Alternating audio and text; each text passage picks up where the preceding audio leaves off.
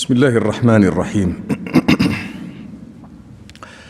اللهم اغننا بالعلم وزينا بالحلم وأكرمنا بالتقوى وجملنا بالعافية. أحسن وقوفنا بين يديك ولا تخزنا في الدنيا ولا يوم العرض عليك، وهب لنا عملا صالحا نفوز به لديك. وصلى الله وسلم على البشير النذير سيدنا محمد وعلى آله وأصحابه وسلم تسليما كثيرا إلى يوم الدين.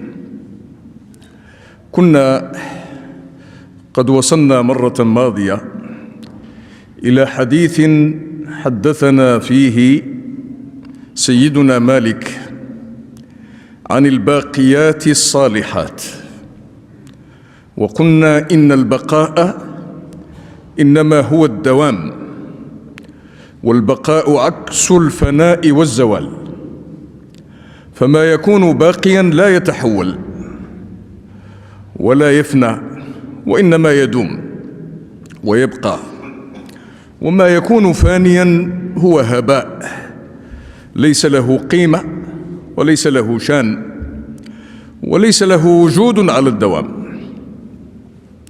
الدنيا كلها فناء لا تبقى، والآخرة باقية. ما يكون للدنيا من عمل أو أمل يفنى، وما يكون للآخرة من عمل أو أمل يبقى. ما هو موجود يمكن أن يتصور في حالين، حالي العمل للدنيا والآخرة، بما ذكره المولى حينما قال: زين للناس حب الشهوات من النساء والبنين والقناطير المقنطرة من الذهب والفضة والخيل المسومة والأنعام والحرث، ذلك متاع الحياة الدنيا والله عنده حسن المآب. فيه ما هو فاني، كل المذكورات التي ذكرتها الآية تفنى ولا تبقى. حتى المتنبي رحمه الله قال: نبكي على الدنيا وما من معشر جمعتهم الدنيا فلم يتفرقوا. أين الأكاسرة الأباطرة الأولى؟ جمعوا الكنوز فما بقين ولا بقوا. من كل من ذاق الفضاء بجيشه حتى ثوى فحواه لحد ضيق. خرس إذا نودوا كأن لم يعلموا أن الكلام لهم حلال مطلق.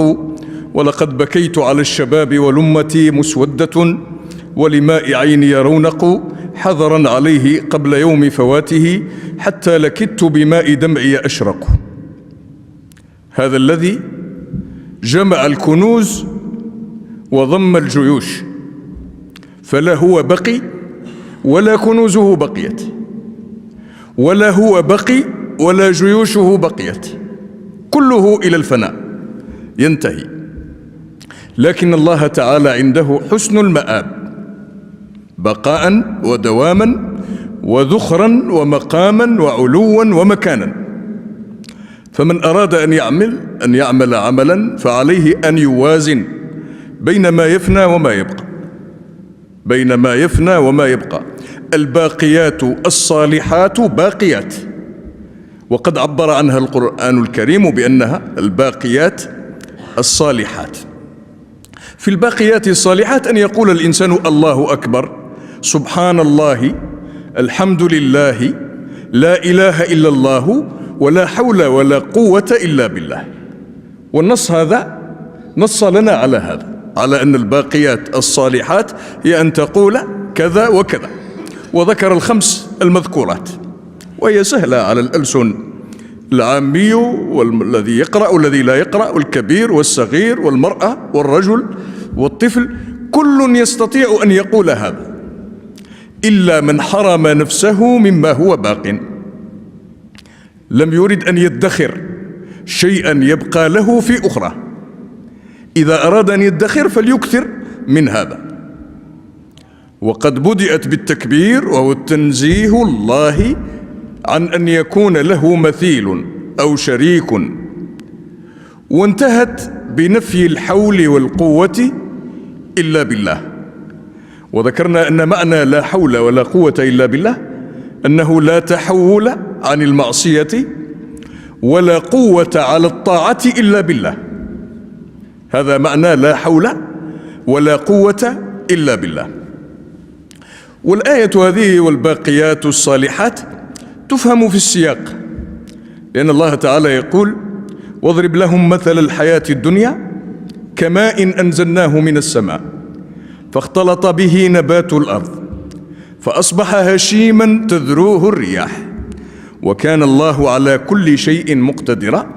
المال والبنون زينة الحياة الدنيا والباقيات الصالحات خير عند ربك ثوابا وخير أملا.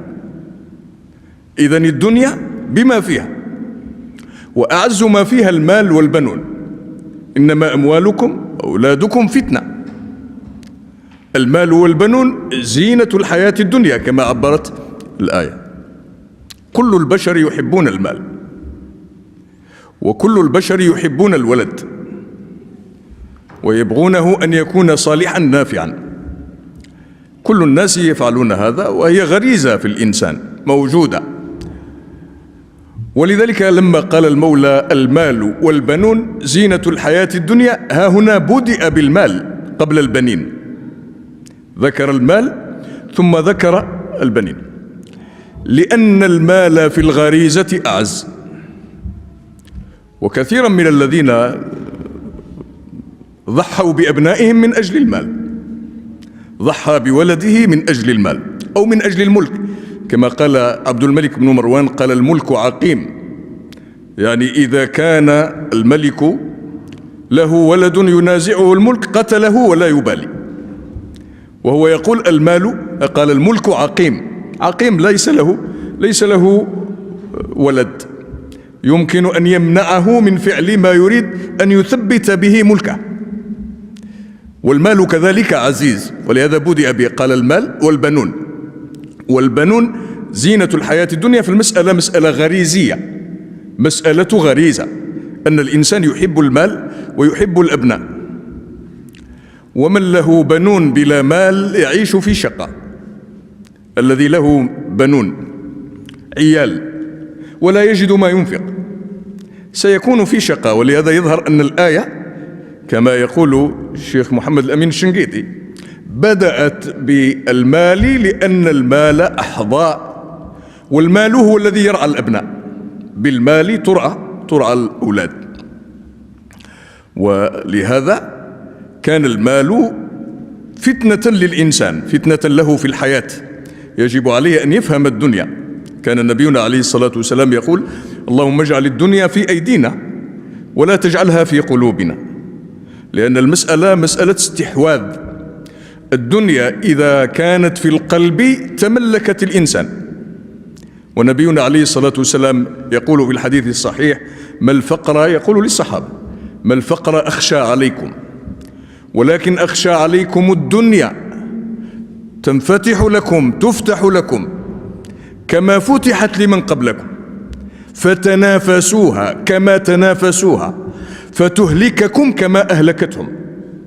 مشكلة أن الدنيا تستحكم في القلوب. الناس يصبحون كما عبر النبي مرة، يقول: يركضون في الحديث القدسي، قال: يركض فيها ركض الوحوش في البرية، لا يدري إلى أي نقطة سيصل ولا يدري له مقصدا. القرآن قال: واقصد في مشيك. هذا الذي يلهف من أجل الدنيا لا يدري له قصدا، هو يلهث ويمشي إلى غير نهاية. ونبينا قال: منهومان لا يشبعان، طالب علم وطالب مال. وقال: لو أعطي الإنسان واديا من ذهب لطلب الثاني، ولو أعطي الثاني لطلب الثالث، وهكذا تتسلسل. ولا يملأ فم ابن آدم إلا التراب. ليس هناك أحد يشبع من المال، لأن المال غريزة لا بد للإنسان أن يلبي فيها مراده، وأن يحقق فيها أمنيته، وأن ينال منها حظه. والإنسان يلهف دائما، يريد المزيد. ولذلك كان البنون بلا مال شقاء، يكون في أضيق العيش. لكن الإنسان إذا مات انتقل إلى الآخرة، لا ينفعه مال ولا بنون. سيدنا إبراهيم عليه السلام قال لربه: ولا تخزني يوم يبعثون. لا تخزني يا ربي. الخزي أن يكون في موقع عار وموقع ذلة وموقع خسارة. قالوا: يا ربي لا تخزني ولا تخزني يوم يبعثون، يوم لا ينفع مال ولا بنون إلا من أتى الله بقلب سليم. الذي يأتي الله بقلب سليم سينجو، أما الذي يأتي الله تعالى بماله لا ينفعه. سيدنا علي كان يقول: ما أسوأ الدنيا، كان ينعاها ويقول: حلالها حساب وحرامها عقاب. المال الذي تأتي به من الحلال تحاسب عليه، وإذا جئت به من الحرام تعاقب عليه. فالإنسان في الحالين في مشكلة، في الحالين يكون في فتنة. ولهذا لا يذهب المال مع الإنسان إلى قبره. قال يذهب في النص المأثور، يقال يذهب إلى القبر مع الميت الهالك، يذهب معه أهله وماله وعمله. لما يدفن الإنسان يرجع أهله ويرجع ماله، أنه لا يبقى معه، ويبقى معه عمله. إن كان من الصالحين نجا، وإن كان على غير ذلك هلك.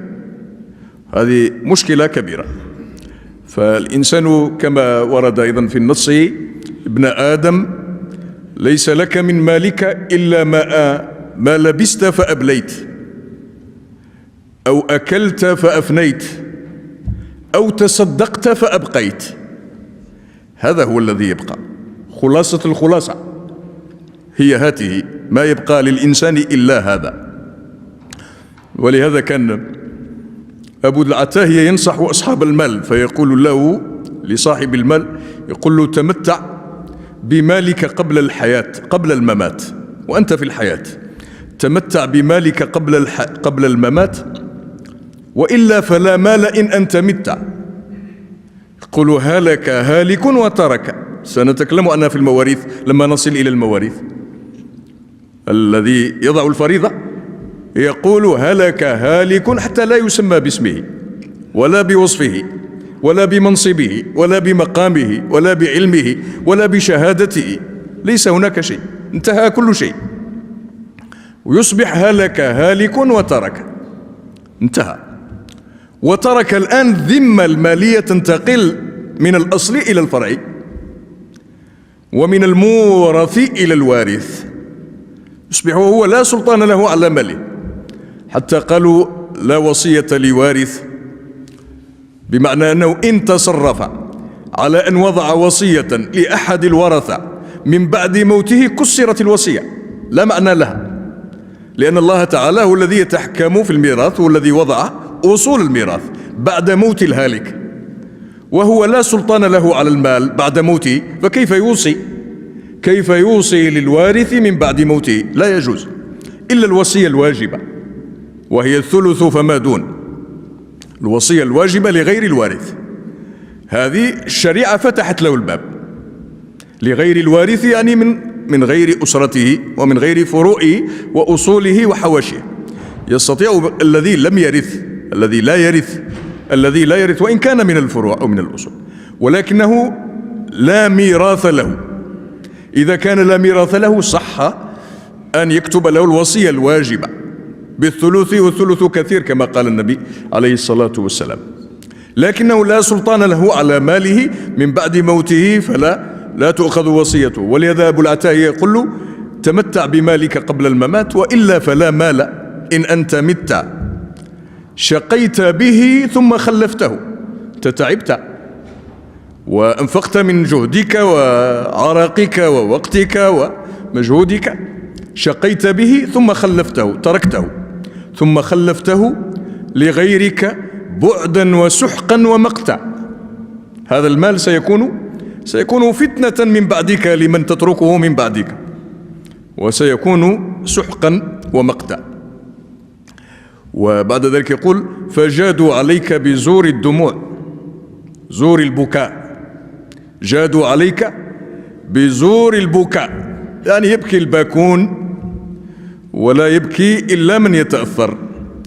أما أكثر الباكين فإنهم لا يتأثرون، ولكنه مطلب اجتماعي أن يظهر بعض الناس دموعهم على من فقدوه وقد كانوا يتمنون أن يفقدوه. هذه مشكلة كبيرة. قالوا: وجادوا عليك بزور الدموع وجدت عليهم بما قد ملكت.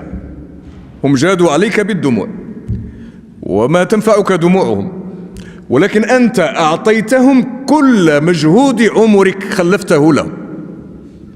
قالوا: جادوا عليك بزور البكاء وجدت عليهم بما قد ملكت، وأرهنتهم كل ما في يديك، أعطيته له، أعطيت له بحكم الواقع، أنت مجبر، ما أعطيته لهم مزية ولا هدية، ولكن القدر فارق بينك وبين الحياة فأجبرت على أن تترك مالك لغيرك. حتى الذي يكره وارثه، كما قال الجاحظ رحمه الله، قال: العجيب أن الإنسان يرثه من يكرهه، لا يكون بينه وبينه ود، ولكن الشريعة أعطته وحقوقه مضمونة في الميراث، فيأخذ من التركة من يكره من هلك. ولذلك قال: أرهنتهم كل ما في يديك وخلوك رهنا بما قد كسبت. خلوك رهنا بعملك، وأن ليس للإنسان إلا ما سعى، وأن سعيه سوف يرى ثم يجزاه الجزاء الأوفى، وأن إلى ربك المنتهى. لا أمل لك بعد الموت إلا ما قدمت من عمل صالح. أنت أعطيتهم كل ما تملك وتركوك رهنا، رهنتهم كل ما تملك وتركوك رهنا بما كسبت يدك، بما قد كسبت. وربما كان للإنسان كما تعلمون كان له مال ولا بنون. القرآن لما قال: المال والبنون زينة الحياة الدنيا والباقيات الصالحات، ربما كان للإنسان مال ولم يكن له بنون، فحينما لم يكن له بنون أمله في البنين منقطع، لكن أمله في المال موجود. ولهذا يقال، كان المسألة فيها أوجه، يقال لك: إن كان لك مال وبنون فالباقيات الصالحات خير عند الله ويوم القيامة. وإن كان لك مال ولا بنون، ما عندك بنون ولكن عندك مال، فالباقيات الصالحات خير. وإن كان لك بنون وليس لك مال فالباقيات الصالحات خير.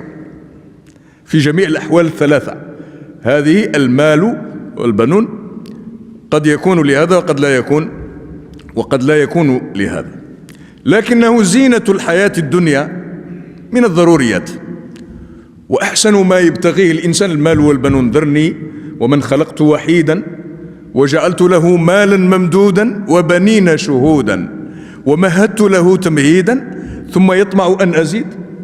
ما في زيادة من النعمة فوق هذا، هذه نعم كاملة. لما يعطى الإنسان، يعطى المال ويعطى البنون، أعطي خيرا كثيرا. ولكن أن يعطى الإنسان الدين وأن يعطى الذكر وأن يعطى الباقيات الصالحات أولى له أن يفعل ذلك. لأن نبينا عليه الصلاة والسلام يقول في الحديث الصحيح: من أصبح منكم آمنا في سربه معافا في بدنه عنده قوت يومه فكأنما سيقت له الدنيا بحذافيرها. الذي أصبح آمنا في سربه معافا في بدنه عنده قوت يومه، هذا كفاء ما بعده كفاء. ويذكرون في اللطائف العربية القديمة أن معاوية بن أبي سفيان كان له صديق في جاهليته، ثم لما أسلم ثم أفضى إلى أن أصبح أميرا للمؤمنين في الدولة الأموية. جاءه طامعا في عطائه، جاءه طامعا في العطاء، فقدم له الطعام وكساه، ولكنه أراده ألا يتردد عليه مرة أخرى، فقال له: يا أعرابي، ما العافية عندك؟ قال: يا أمير المؤمنين، العافية هناء البال واستقرار الحال. قال: أخطأت يا أعرابي، ما هذه هي العافية؟ قال: وما العافية يا أمير المؤمنين؟ قالوا: يا أعرابي، العافية قوت يكفيك، وبيت يؤويك، وزوجة صالحة ترضيك، ونحن معشر الأمراء لا نعرفك فنؤذيك. فقطع عليه طمعه، وعلم أنه لا يريده أن يعود مرة أخرى. كان أبو العتاهية رحمه الله كان يقول: رغيف خبز يابس تأكله في زاوية، في ناحية من النواحي. قال: رغيف خبز يابس تأكله في زاوية، وكوز ماء بارد تشربه من صافية، وغرفة ضيقة، أي مسكن وإن كان ضيقا. قال: وغرفة ضيقة نفسك فيها خالية، خالية من الهموم، نفسك فيها خالية. قال: وغرفة ضيقة نفسك فيها خالية، أو مسجد بمعزل عن الورى في ناحية تقرأ فيه مصحفا مستندا لسارية. سواري جمع سارية، وهي أعمدة المسجد. قال: أو مسجد بمعزل عن الورى في ناحية تقرأ فيه مصحفا مستندا لسارية، معتبرا بمن مضى من القرون الخالية، خير من الساعات في فيء القصور العالية، خير من الساعات في فيء القصور العالية، تعقبها عقوبة تصلى بنار حامية، فهذه وصيتي مخبرة بحالية، طوبى لمن يسمعها تلك لعمري كافية، فاسمع لنصح مشفق يدعى أبا العتاهية. هو يقول أن المسألة ليست في كثرة المال ولا المتاع ولا القصور ولا الدور، ولكن الإنسان قد يجد في أقل الشيء، يجد فيه متعة وسعادة وطمأنينة وهناء. هذا ما يمكن أن يقال في هذا الحديث، وننتقل إلى الحديث الموالي على بركة الله. وحدثني عن مالك نعم عن زياد بن أبي زياد أنه قال: قال أبو الدرداء: ألا أخبركم بخير أعمالكم وأرفعها في درجاتكم وأزكاها عند مليككم، وخير لكم من إعطاء الذهب والورق، وخير لكم من أن تلقوا عدوكم فتضربوا أعناقهم ويضربوا أعناقكم. قالوا: بلى. قال: ذكر الله تعالى. قال زياد بن أبي زياد: وقال أبو عبد الرحمن معاذ بن جبل: ما عمل ابن آدم من عمل أنجى له من عذاب القبر، من عذاب الله، من ذكر الله. نعم. هذا الحديث كما ترون هو حديث يروى مسندا في موطأ الإمام مالك من طرق جيدة، وهو مروى أيضا عن أبي الدرداء رضي الله تعالى عنه عن النبي عليه الصلاة والسلام. والحديث جعل فيه الذكر أفضل من الجهاد، والجهاد سنام الإسلام وله مقام وله مكانة.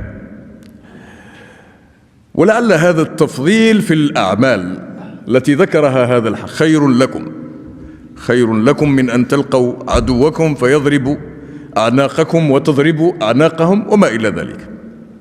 هذه المفاضلة في الأعمال فيها تفصيل، إما أن يكون الأعمال يفضل بعضها بعضا بذواتها، يعني العمل لذاته فاضل وغيره لذاته مفضول، كالتوحيد مثلا.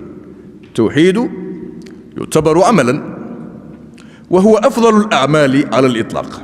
نبينا عليه الصلاة والسلام قال: أفضل ما قلته أنا والنبيون من قبلي لا إله إلا الله. فإذا التوحيد يعتبر أفضل الأعمال، فهو فاضل لذاته، والدليل أنه لا تسامح فيه. إن الله لا يغفر أن يشرك به ويغفر ما دون ذلك لمن يشاء. يا بني لا تشرك بالله إن الشرك لظلم عظيم. فجعل التوحيد إذن من الأعمال الجليلة الكبيرة، فهو إذن فاضل لذاته، وما سواه من الأعمال مفضولة لذواتها. هناك أمر آخر، هو أن تكون مفاضلة الأعمال بعضها عن بعض بالثواب، وليس لذاته، ليس العمل لذاته وإنما بثوابه. فكأن تقول مثلا إن أجر الصلاة أكبر من أجر الصيام مثلا، ونبينا عليه الصلاة والسلام قال: أول ما يسأل عنه المرء يوم القيامة صلاته، فإن صلحت صلح سائر عمله، وإن فسدت صلاته فسد سائر عمله. إذا خاب في صلاته خاب في الباقي. إذن للصلاة ميزة، والصلاة كما تعلمون هي الركن الركين، هي الأساس الذي ينبني عليه الإسلام، وما يأتي بعد ذلك من أركان تكون توابع لها. فالمفاضلة هنا تكون بالعمل. والذكر كما تعلمون هو أفضل الأعمال. قالوا: لماذا هو أفضل الأعمال؟ قال: لأنه توحيد، والتوحيد فاضل بنصوص القرآن وبما ورد عن النبي عليه الصلاة والسلام. وقد ورد عن النبي عليه الصلاة والسلام أن العمل هذا بالذكر يعتبر حصنا حصينا للإنسان. إذا أراد الإنسان أن يكون في حصانة وأمانة فإنه يكون بالذكر في حصانة. والحصن هو المكان الممتنع عن اختراق العدو له. هذا الحصن كان الأقدمون حينما كان يظلم بعضهم بعضا، وتكون الإغارة من بعض على بعض، قبيلة تهجم على قبيلة. فلما تطورت الأمور وضعوا حصونا لا تخترق، وجعلوا لها أبوابا وجعلوها عالية وعليها العسس والحراس لا يتركون من يخترقها. فهذا الحصن إذا كان متينا ومصنوعا صناعة مبنيا بناء على أحسن ما يكون فإنه يكون صاحبه أهله في أمان. قال النبي عليه الصلاة والسلام: كأنما جعلنا الذكر كالحصن المنيع الذي لا يخترق. إذا كنت في صلاة فاعلم أنك في أمان، أنك في حصن الذكر، أنت محصن. ولهذا أمرنا أن نقرأ كل ليلة مثلا سورة الملك، سورة الواقعة، المعوذات نقرأها، أن نذكر الله تعالى بمأثور الدعاء الذي ورد عن النبي عليه الصلاة والسلام قبل النوم وعند الاستيقاظ من الصباح، وأذكار الصباح وأذكار العشي، أذكار المساء. هذا كله تحصين للإنسان حتى يعيش في أمان، لأنه اعتبر بأن الدعاء والذكر اعتبره حصنا حصينا يتحصن به الإنسان. وقد أورد الإمام البيهقي رحمه الله في كتابه الشعب من حديث أبي هريرة رضي الله تعالى عنه أن النبي عليه الصلاة والسلام مشى يوما مع بعض أصحابه، كان معهم حتى وقف على جبل فقال: هذا جمدان، هو جبل اسمه كذلك، قال: هذا جمدان، سيروا سبق المفردون. قالوا: وما المفردون يا رسول الله؟ قال: الذين أهتروا بذكر الله يضع الذكر أوزارهم. قال: الذين أهتروا بذكر الله، الذين أهتروا بذكر الله الذين الذين انسجموا انغمسوا في الذكر، وكان غالب ما تسمع منهم ذكرى، كان الغالب ذكرى. فكثيرون هم الذين، ولما يألف الإنسان الذكر، لما يألفه مع الدوام، فإنه إن ألفه فإنه يجد له لذة. ونبينا عبر في بعض الأحاديث عن هذا المعنى، قال: ذاق طعم الإيمان من رضي بالله ربا وبالإسلام دينا وبمحمد صلى الله عليه وسلم نبيا ورسولا. فالذكر كما هو الإيمان كما هو العمل الصالح له مذاق، والمذاق هذا حلو. إذا وجد الإيمان الوعاء يكون صالحا ومهيئا، فإن الذكر يملأ القلب وهو نور الله. لأن الإنسان إذا انطلق لسانه بذكر الله فهو من المحظوظين. وقد ذكرنا مرة المرأة الصالحة التي سمعها سيدها وهي تناجي ربها بجوف الليل وتقول: اللهم بحق حبك لي إلا غفرت لي وأدخلتني الجنة. فقال لها: يا أمة الله، ما هذا الدلال على الله؟ كان المفروض أن تقولي: اللهم بحق حبي لك إلا أدخلتني الجنة، غفرت لي وأدخلتني الجنة. قالت له: يا سيدي ما فهمت، أنا أقول اللهم بحق حبك لي إلا أدخلتني الجنة. قال لها: وكيف؟ قالت له: لولا أنه يحبني لما أيقظني في جوف الليل في هذه الساعة، ولما أوقفني بين يديه، ولما أطلق لساني بمناجاته. لو لم يكن يحبني لما فعل بي ذلك. فهي إذن واعية بما تقول، هي تعلم ما تقول، والذي هيئت له أسباب هذا سيكون من الناجين لا محالة. ولهذا أبو بكر ابن العربي لما تكلم عن المفردون هؤلاء والمفردون كما يقول البعض، قالوا: هؤلاء المفردون هم الذين ذكروا فأفردوا الله تعالى بالوحدانية، أفردوه بكمال عظمته في مقام ألوهيته لكونه، لأنه لا أحد إلا الله سبحانه وتعالى يملك الكون ويتصرف فيه بإطلاق إلا هو سبحانه وتعالى. فهو يملك الكون والتصريف والقدرة، ويملك مصائر الخلائق وحقائق الأمور وتغييرها وتصريفها كيف يشاء. لا يستطيع أحد أن يعقب على حكمه ولا أن يراجعه في ما يفعل أو يريد.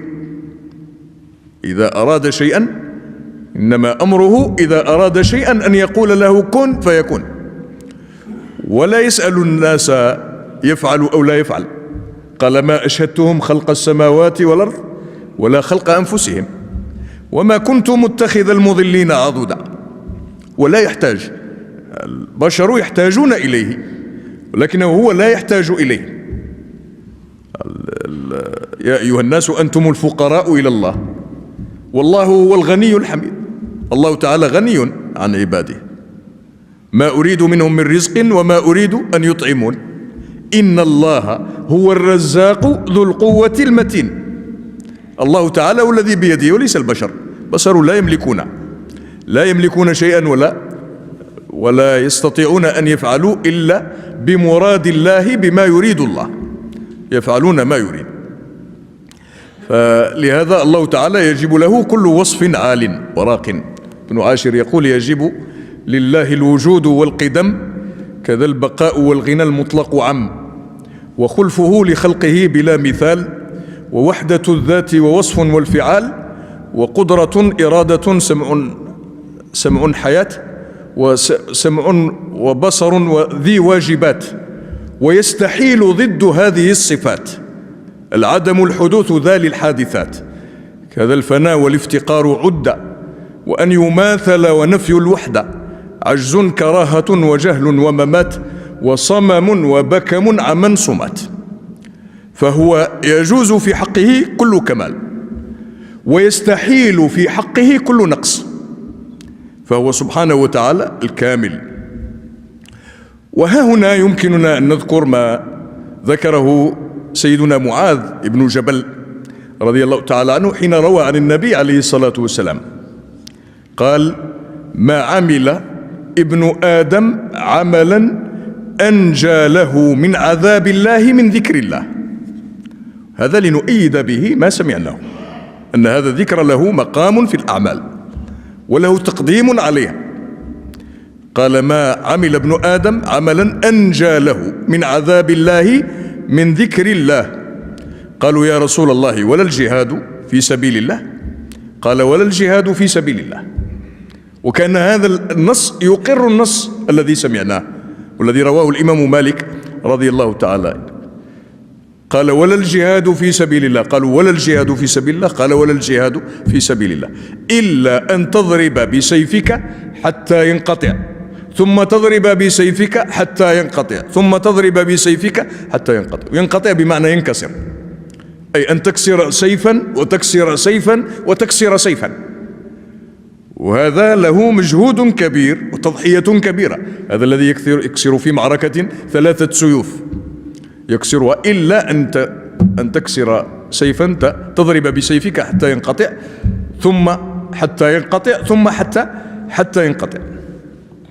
وقد ذكرنا مرة أن أم أنس قال لها النبي عليه الصلاة والسلام: يا أم أنس أهجر المعاصي فإنها أفضل الهجرة، وحافظي على الفرائض فإنها أفضل الجهاد، واذكر الله تعالى فإنك لا تأتين الله تعالى بشيء أحب إليه من كثرة ذكره. فالذكر إذن باب كبير. الشاعر يقول: الذكر أعظم باب أنت داخله لله، فاجعل له الأنفاس حراسا. يعني اجعل ذكرك دائما كدخول أنفاسك وخروجها. الصالحون كانوا يفعلون هذا. نحن نعرف ممن سلف إلى الله تعالى من صلحاء هذه البلدة من كان لا يفتر عن الذكر في كل لحظة، ما إن تجالسه وما إن تلتقي به في أي مناسبة من المناسبات، إلا وتجد لسانه يذكر، أو تجده يقرأ القرآن في سره، فلا يترك مجالا لبقاء وقت فارغ، يذكر الله تعالى على الإطلاق. وهؤلاء كانوا معروفين عند الناس، وكان يرتجى منهم الدعاء لورعهم وصلاحهم وارتباطهم بالله. وغالبا ما يكون هؤلاء قد طلقوا الدنيا، لا يسألون عنها ولا عن متاعها، ووصلوا أنفسهم بالله تعالى، فكانوا يذكرون الله تعالى في كل حين. فها هنا النص الذي ذكرناه قال: اهتروا، بمعنى غلب عليهم الذكر في الأقوال، وغلبت عليهم الطاعة في الأعمال. هذا تفسير لهذا المعنى لكلمة اهتروا، فسره أبو بكر بن العربي، وذكره أيضا صاحب التمهيد بن عبد البر. قال: اهتروا بذكر الله، بمعنى أنهم غلب عليهم الذكر في أقوالهم، تجدهم يذكرون الله تعالى، لكن ليس ذكرا مفصولا عن العمل، ولكن مع الذكر غلبة الطاعة على العمل. كانوا يقتدون بالنبي عليه الصلاة والسلام ويطيعون الله ورسوله، لا يتأخرون. والحسن البصري رضي الله تعالى عنه كان يعبر عن بعض الأقوام، قال: أدركت أقواما، هو من ذاك الطينة الغالية والكبريت الأحمر كما يقال، هؤلاء أندار من الكبريت الأحمر، هؤلاء الذين كان سيدنا الحسن البصري معجبا بهم وينظر إليهم كأنهم. قال: لقد أدركوا، يقول لتلامذته ومن جاء بعده من الجيل الذي لحق بعد ذلك، يقول: لقد أدركت أقواما لو رأيتموهم لقلتم مجانين، لأن تعلقهم بالدنيا منقطع، ويذكرون الله تعالى ولا يأبهون بما يقول الناس ولا بما يخوضون ولا بما يتكلمون، لا يأبهون بهذا.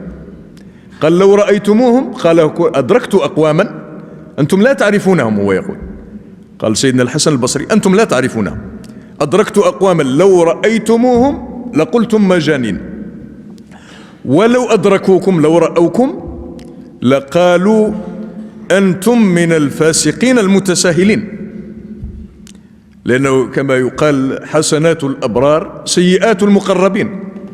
قال يرون بأن الذين يتساهلون قد خرجوا عن المنهج الحقيقي وهو منهج الشريعة.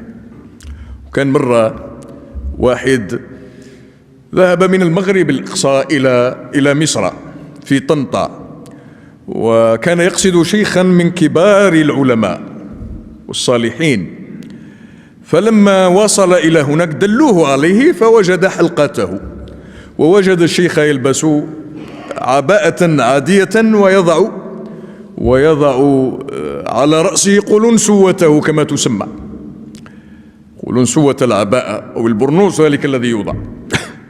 فلما نظر إليه كأنما استصغر حاله، قال والله هذه ليست بهيئة العلماء ولكنها هيئة المجانين. هو قالها في قلبه في باله، وكان آتيا إلى الحلقة فجلس، فلما جلس قطع الشيخ كلامه وقال له يا بني، والخطاب موجه إليه دون أن تنطق به شفتاه، قال يا بني مجانين إلا أن سر جنوننا عزيز على أعتابه يسجد العقل. وأكمل درسه كأن شيئا لم يقع. فهذا الذي كما عبر النبي عليه الصلاة والسلام تقوا فراسة المؤمن فإنه ينظر بنور الله. أن سيدنا عثمان مرة دخل أحدهم وقد رأى منظرا لا يتناسب مع الشريعة، رأى امرأة عابرة فوقع في نفسه من ذلك شيء، فلما دخل على سيدنا عثمان وكان أميرا للمؤمنين آنئذ قال له يا فلان ما لي أرى أثر الزنا في عينيك. قال له الرجل وقد بهت، هذه مسألة وقعت خارج المجلس في الشارع، فكيف رأى؟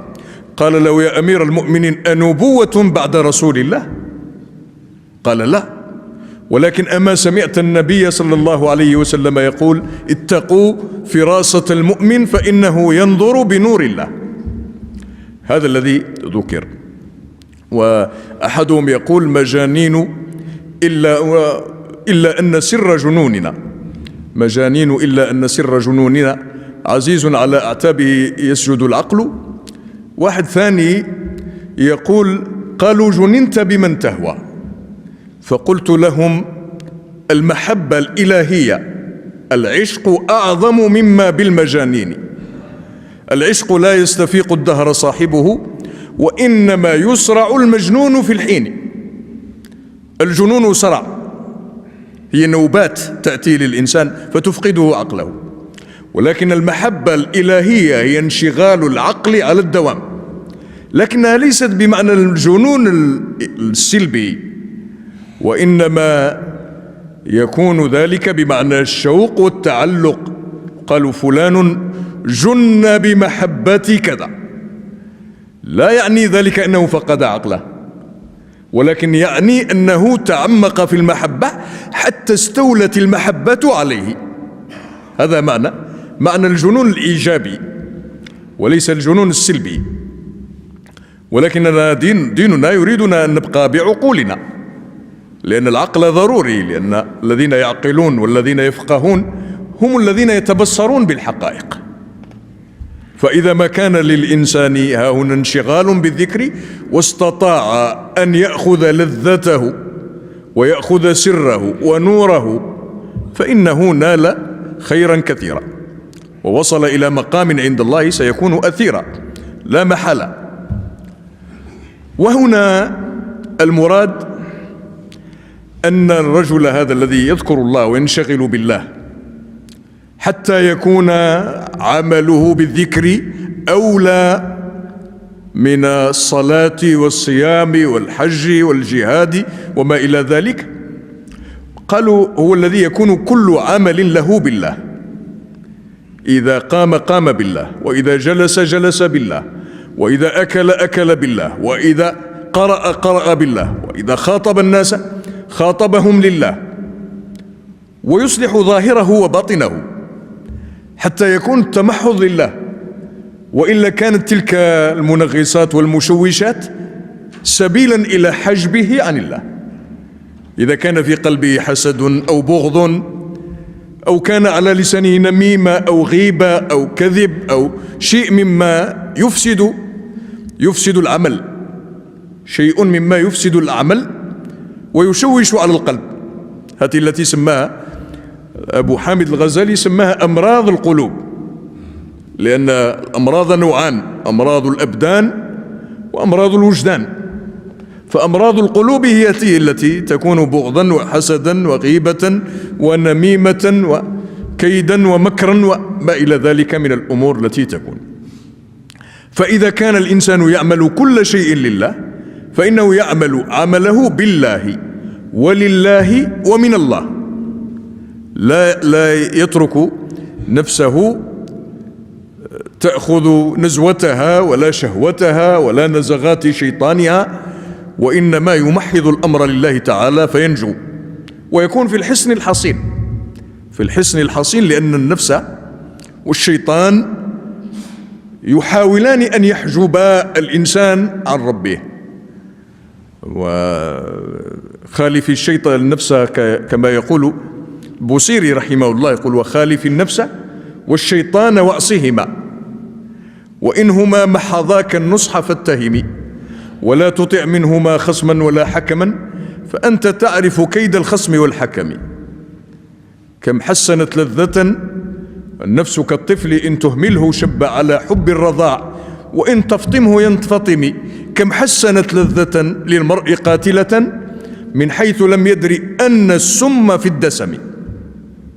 فمطلوب من الإنسان أن يخالف هواه، اصرف هواها وحاذر أن تواليه.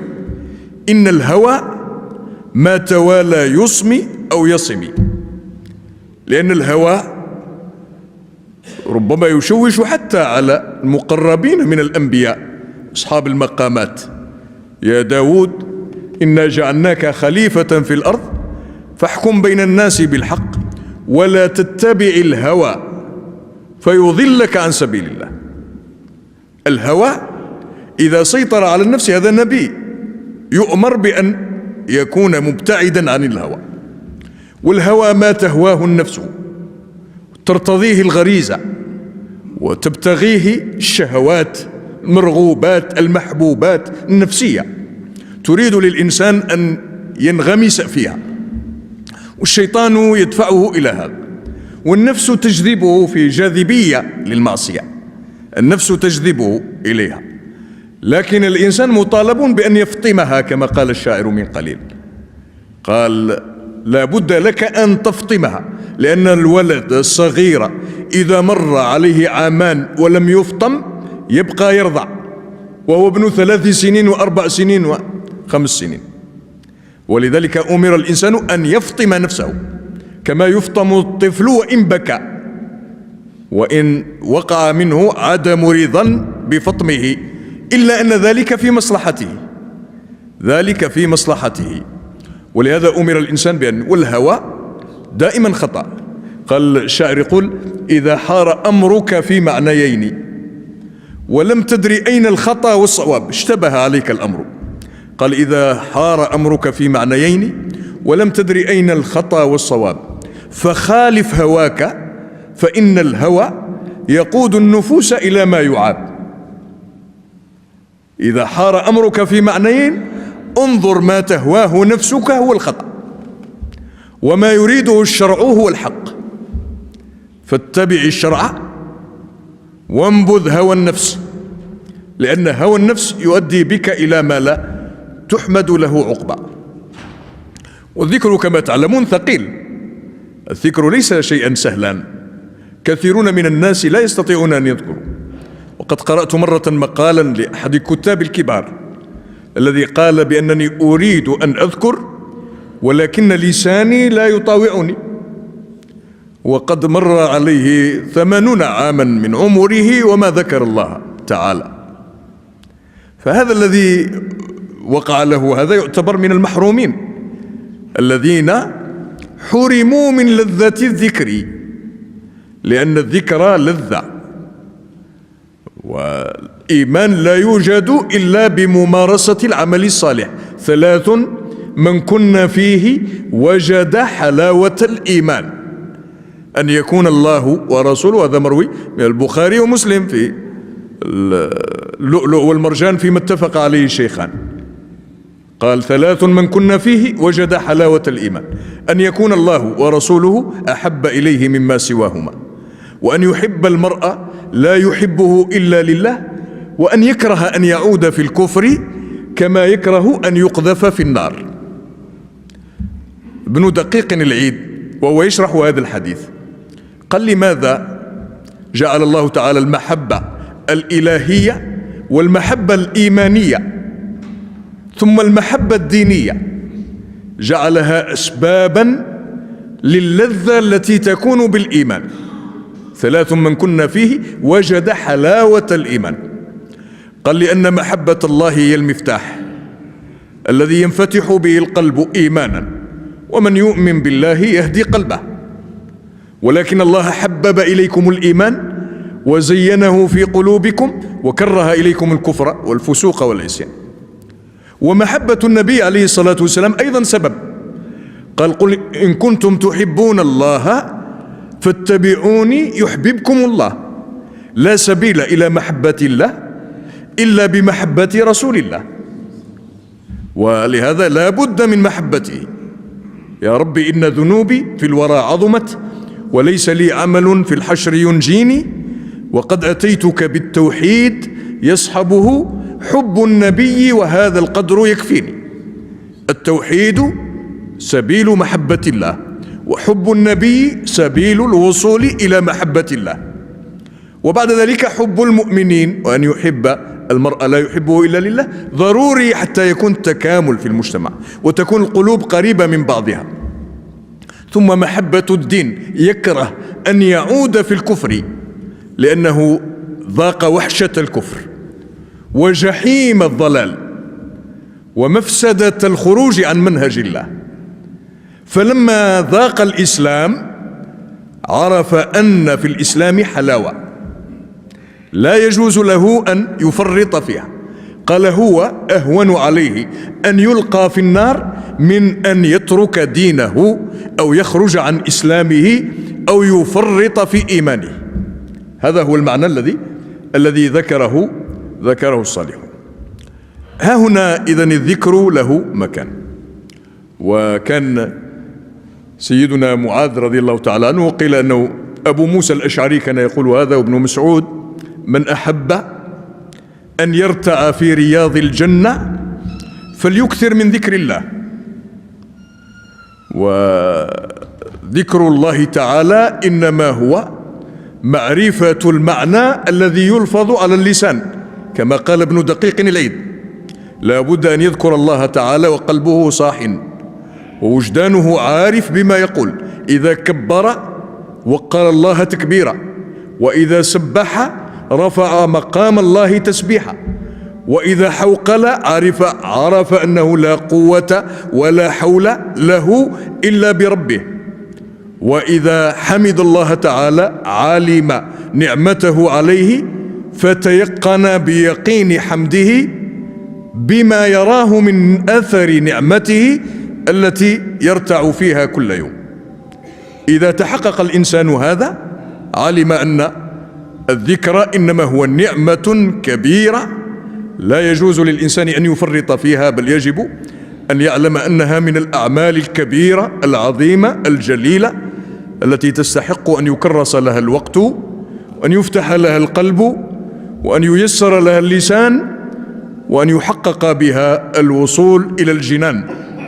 نسأل الله تعالى، وقد أكملنا هذا الحديث، لنبدأ في الحديث 25 في حصة أخرى بحول الله.